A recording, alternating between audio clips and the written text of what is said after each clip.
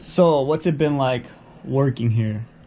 Well, it's been a little bit stressful a lot of the times, mainly because even coming here, coming to New Orleans, there was already uh, people, whispering in my ear about to watch out for K-Mel. K-Mel has a little bit of a bad reputation in breaking and in the streets. When it comes to doing street shows, people say he rips off his dancers that he has come out here with him, and then he's like a really hard person to work with. He gets mad and yells and all that stuff. So I was warned about that before I came out here. So I knew what I was getting myself into, but at the same time, I knew that it was going to be really a nice paying gig, and if I wasn't doing this, I'd still be doing some other job and still having to pay my rent and probably not really saving up as much.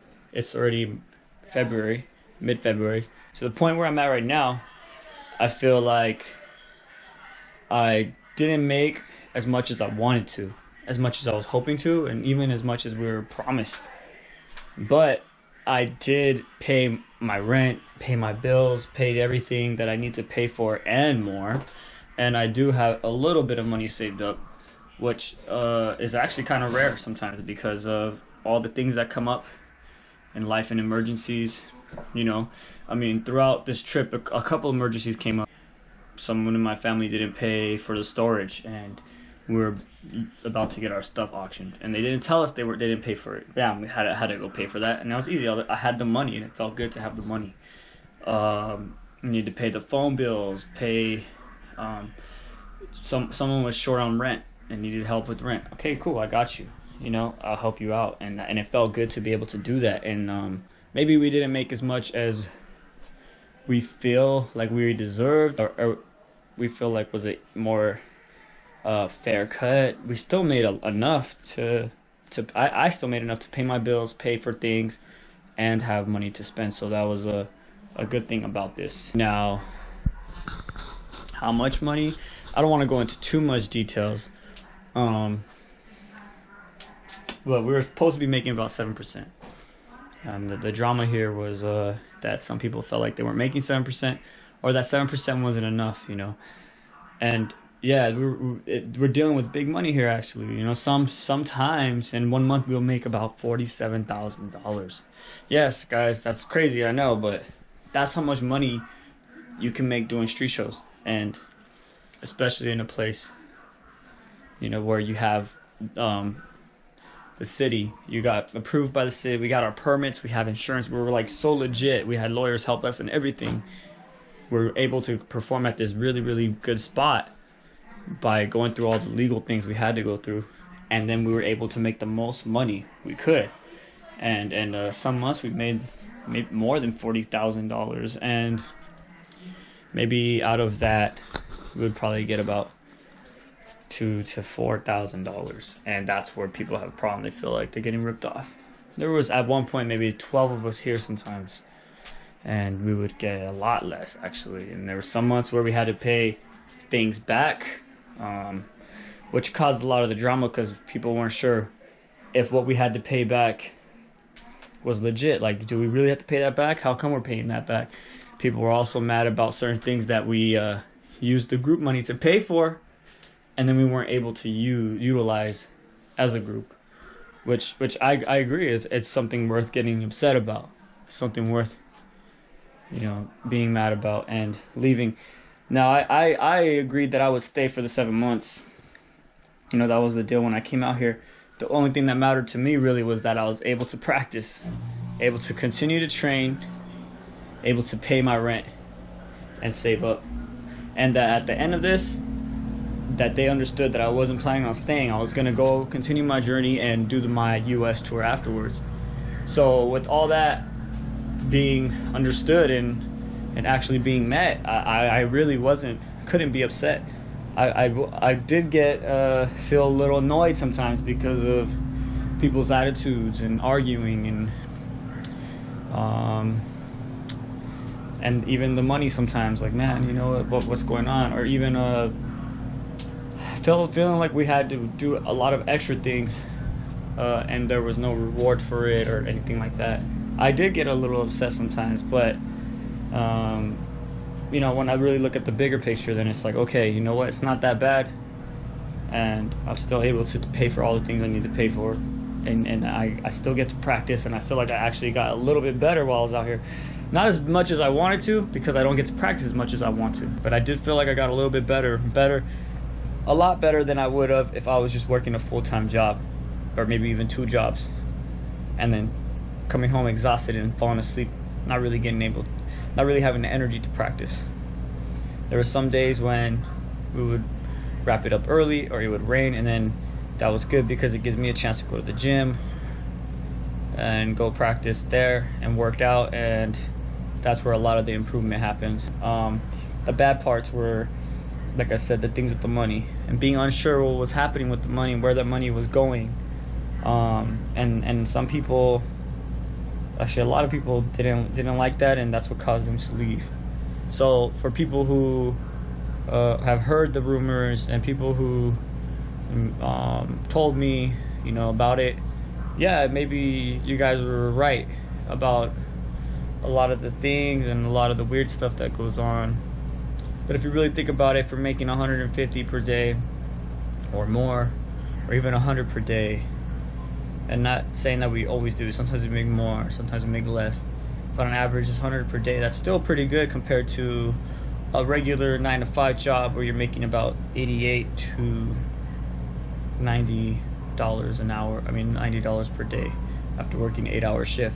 So I mean, it's like a way of surviving and living while still doing what I like to do. So I can't complain, really.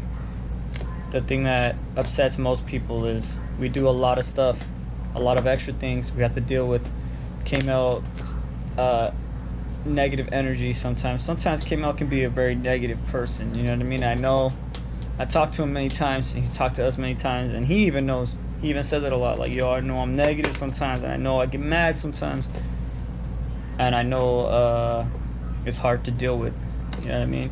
But for me, I just did what I came to do. I stayed in my lane, but luckily I knew how to do that, and it worked. It worked out for me because I was able to get the things I wanted. I felt like things were taken care of for me in the best ways, and I didn't have to really have a lot of confrontation or negative energy thrown at me.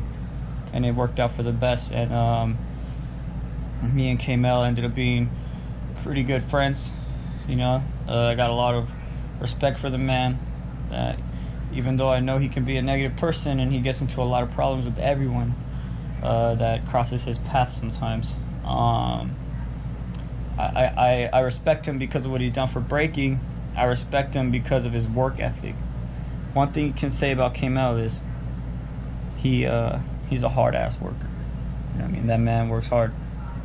And that's how he became one of the best, one of the most well-respected, well-known, reputable b-boys in the world.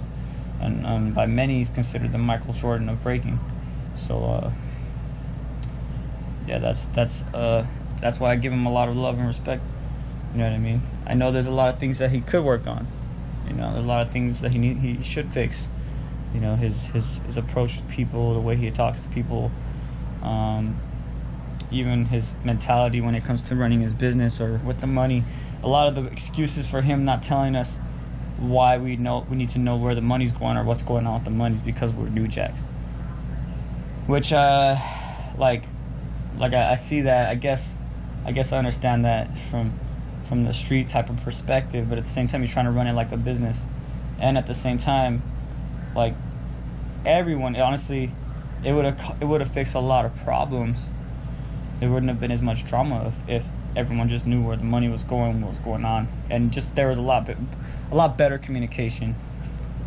People were just thinking all this money was just coming and just disappearing, and people weren't really considering or factoring in the cost of living and the cost of transportation and the cost of all these other things.